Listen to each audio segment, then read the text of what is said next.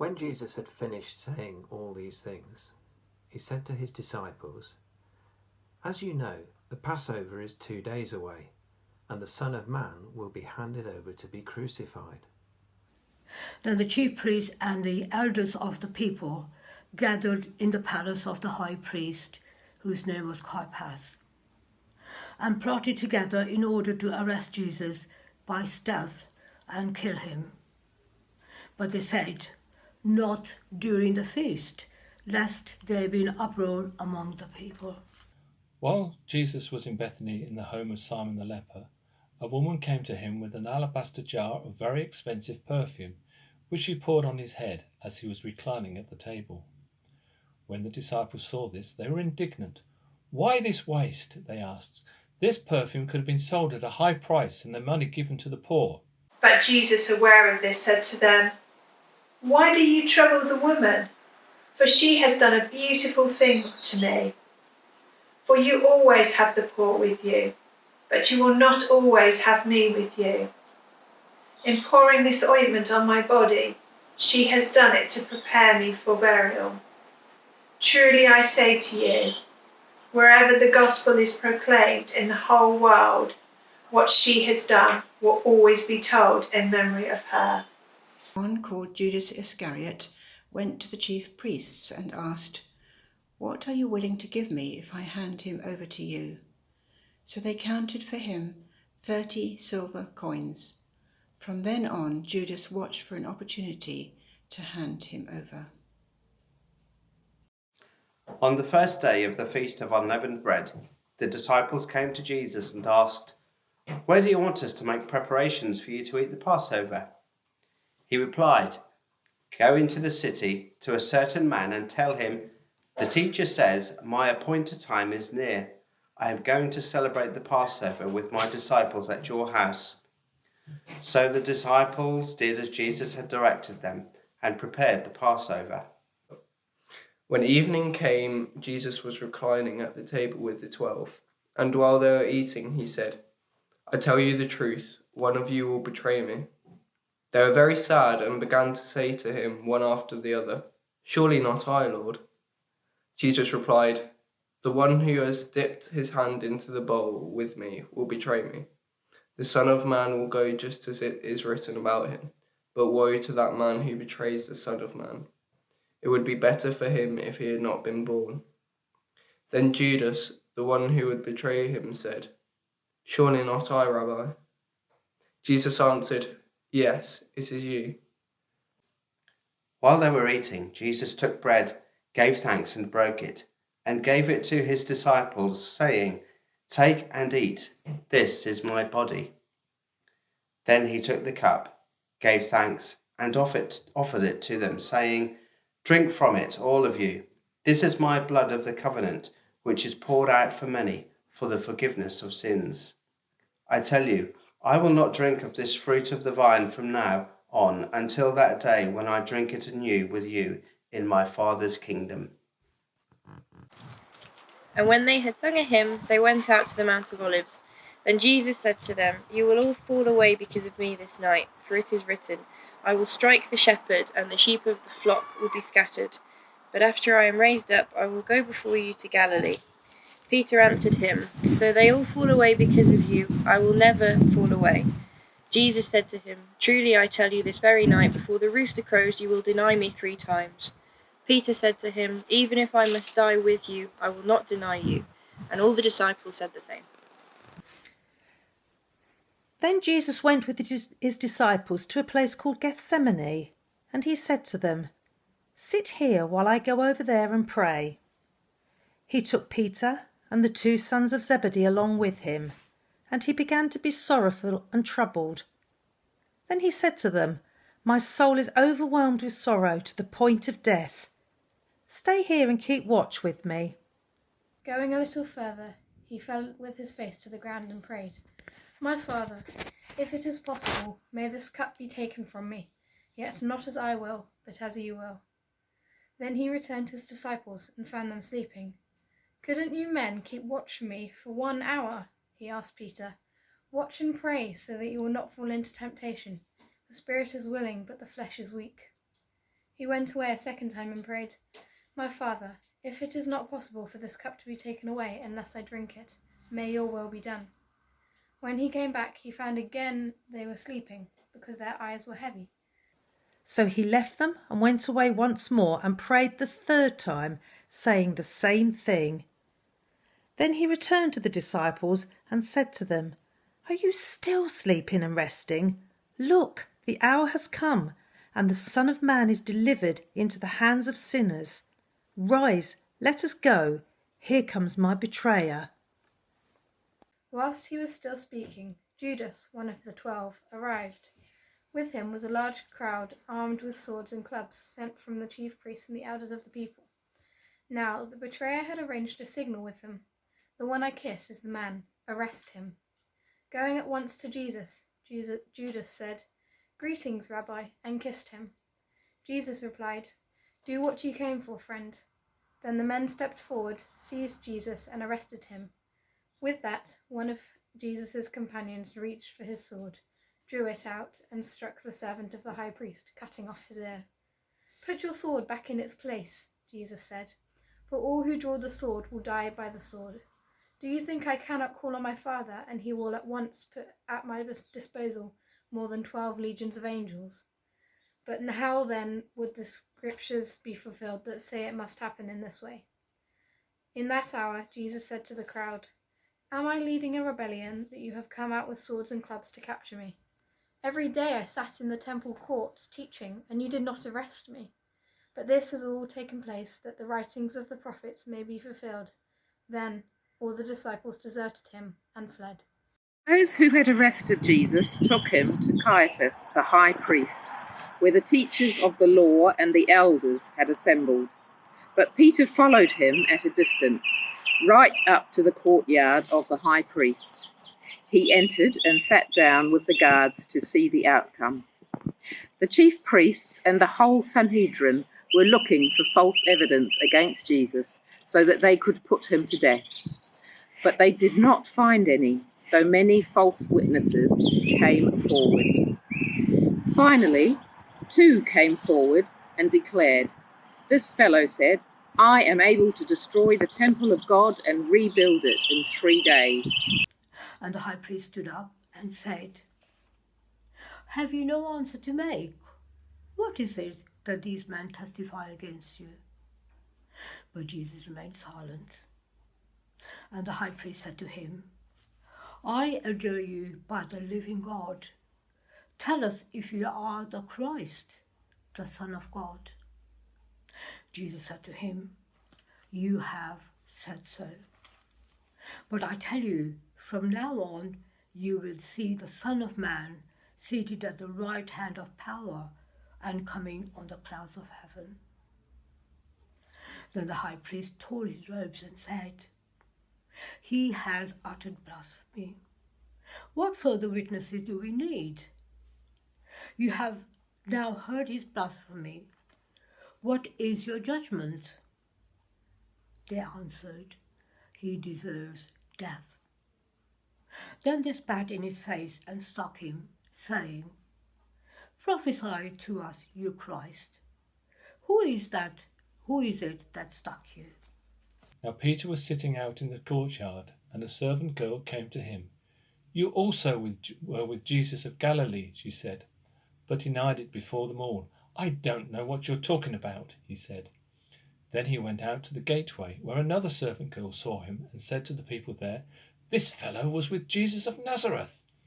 He denied it again with an oath. "I don't know the man." After a while, those standing there went up to Peter and said, "Surely you are one of them, for your accent gives you away." Then he began to call down curses on himself, and he swore to them, "I don't know the man." Immediately a cock crowed. Then Peter remembered the word Jesus had spoken, "Before the cock crows, you will disown me 3 times." And he went outside and wept bitterly. When morning came, all the chief priests and the elders of the people took counsel against Jesus to put him to death. And they bound him and led him away and delivered him over to Pilate the governor. When Judas, who had betrayed him, saw that Jesus was condemned, he was seized with remorse and returned the 30 silver coins to the chief priests and the elders. "I have sinned," he said, "for I have betrayed innocent blood." "What is that to us?" they replied. "That's your responsibility." So Judas threw the money into the temple and left. Then he went away and hanged himself. The chief priests picked up the coins and said, "It is against the law to put this into the treasury, since it is blood money." So they decided to use the money to buy the potter's field as a burial place for foreigners. That is why it has been called the Field of Blood to this day. Then what was spoken by Jeremiah the prophet was fulfilled. They took the 30 silver coins, the price set on him by the people of Israel, and they used them to buy the potter's field, as the Lord commanded me. Meanwhile, Jesus stood before the governor, and the governor asked him, "Are you the king of the Jews?" "Yes, it is as you say," Jesus replied. When he was accused by the chief priests and the elders, he gave no answer. Then Pilate asked him, "Don't you hear the testimony they are bringing against you?" But Jesus made no reply, not even to a single charge, to the great amazement of the governor. Now it was the governor's custom at the festival to release a prisoner chosen by the crowd. At that time they had a well-known prisoner whose name was Jesus Barabbas. So when the crowd had gathered, Pilate asked them, "Which one do you want me to release to you, Jesus Barabbas or Jesus who is called the Messiah?" For he knew it was out of self-interest that they had handed Jesus over to him. While Pilate was sitting on the judge's seat, his wife sent him this message: "Don't have anything to do with that innocent man, for I have suffered a great deal today in a dream because of him." But the chief priests and the elders persuaded the crowd to ask for Barabbas and to have Jesus executed. "Which of the two do you want me to release to you?" asked the governor. "Barabbas," they answered.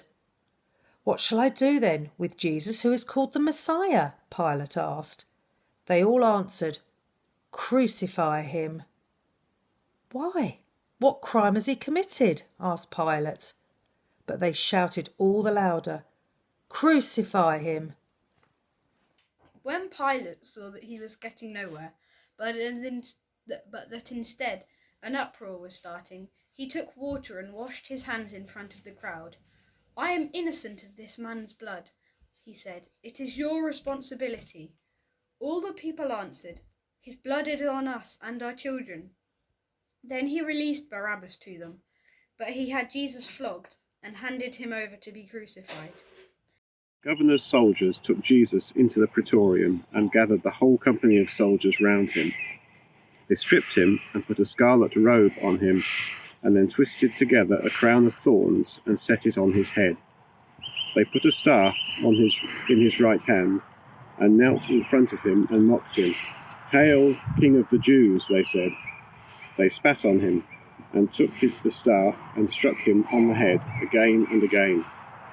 After they had mocked him, they took off the robe and put his own clothes on him. Then they led him away to crucify him. As they went out, they found a man of Cyrene, Simon by name. They compelled this man to carry his cross. And when they came to a place called Golgotha, which means place of a skull, they offered him wine to drink, mixed with gall. But when he tasted it, he would not drink it. And when they had crucified him, they divided his garments among them by casting lots. Then they sat down and kept watch over him there. And over his head they put the charge against him, which read, "This is Jesus, the King of the Jews." Then 2 robbers were crucified with him, one on the right and one on the left. And those who passed by derided him, wagging their heads and saying, "You who would destroy the temple and rebuild it in 3 days, save yourself. If you are the Son of God, come down from the cross." So also the chief priests with the scribes and elders mocked him, saying, He saved others. He cannot save himself. He is the King of Israel. Let him come down from the cross, and we will believe in him. He trusts in God. Let God deliver him now if he desires him. For he said, I am the Son of God. And the robbers who were crucified with him also reviled him in the same way. Matthew chapter 27 and verses 45 to 56. The death of Jesus. Now from the 6th hour there was darkness over all the land until the 9th hour. And about the 9th hour Jesus cried out with a loud voice, saying, Eli, Eli, lama sabachthani. This is, my God, why have you forsaken me? And some of the bystanders hearing it said, This man is calling Elijah. And one of them at once ran and took a sponge, filled it with sour wine, and put it on a reed and gave it to him to drink. But the others said, Wait, let us see whether Elijah will come to save him. And Jesus cried out again with a loud voice and yielded up his spirit. And behold, the curtain of the temple was torn in two from top to bottom. And the earth shook and the rocks were split. The tombs were also opened, and many bodies of the saints who had fallen asleep were raised. And coming out of the tombs after his resurrection, they went into the holy city and appeared to many. When the centurion and those who were with him, keeping watch over Jesus, saw the earthquake and what took place, they were filled with awe and said, Truly, this was the Son of God. There were also many women there looking on from a distance, who had followed Jesus from Galilee, ministering to him. Among them were Mary Magdalene, Mary, mother of James and Joseph, and the mother of the sons of Zebedee. As evening approached, there came a rich man from Arimathea named Joseph, who had himself become a disciple of Jesus. Going to Pilate, he asked for Jesus' body, and Pilate ordered that it be given to him. Joseph took the body, wrapped it in a clean linen cloth, and placed it in his own new tomb that he had cut out of the rock. He rolled a big stone in front of the entrance to the tomb and went away. Mary Magdalene and the other Mary were sitting there opposite the tomb. The next day, the one after preparation day, the chief priests and the Pharisees went to Pilate.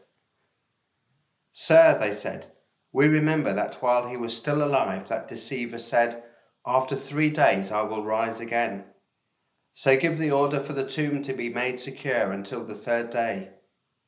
Otherwise his disciples may come and steal the body and tell the people that he has been raised from the dead. This last deception will be worse than the first. Take a guard, Pilate answered. Go, make the tomb as secure as you know how. So they went and made the tomb secure by putting a seal on the stone and posting the guard. Now after the Sabbath, towards the dawn of the first day of the week, Mary Magdalene and the other Mary went to see the tomb. And behold, there was a great earthquake, for an angel of the Lord descended from heaven and came and rolled back the stone and sat on it. His appearance was like lightning, and his clothing white as snow. And for fear of him the guards trembled and became like dead men. But the angel said to the women, Do not be afraid, for I know that you seek Jesus who was crucified. He is not here, for he has risen. As he said, Come see the place where he lay. Then go quickly and tell his disciples that he is risen from the dead. And behold, he is going before you to Galilee. There you will see him. See, I have told you. So they departed quickly from the tomb with fear and great joy, and ran to tell his disciples. And behold, Jesus met them, and said, Greetings. And they came up, and took hold of his feet, and worshipped him. Then Jesus said to them, Do not be afraid. Go and tell my brothers to go to Galilee, and there they will see me. While the women were on their way, some of the guards went into the city and reported to the chief priests everything that had happened. When the chief priests had met with the elders and devised a plan, they gave the soldiers a large sum of money, telling them, You are to say, His disciples came in the night and stole him away while we were asleep. If this report gets to the governor, we will satisfy him and keep you out of trouble." So the soldiers took the money and did as they were instructed. And this story has been widely circulated among the Jews to this very day. Then the 11 disciples went to Galilee, to the mountain where Jesus had told them to go. When they saw him, they worshipped him, but some doubted. Then Jesus came to them and said, "All authority in heaven and earth has been given to me. Therefore, go and make disciples of all nations, baptizing them in the name of the Father, and of the Son, and of the Holy Spirit, teaching them to obey everything I have commanded you. And surely I am with you always to the very end of the age."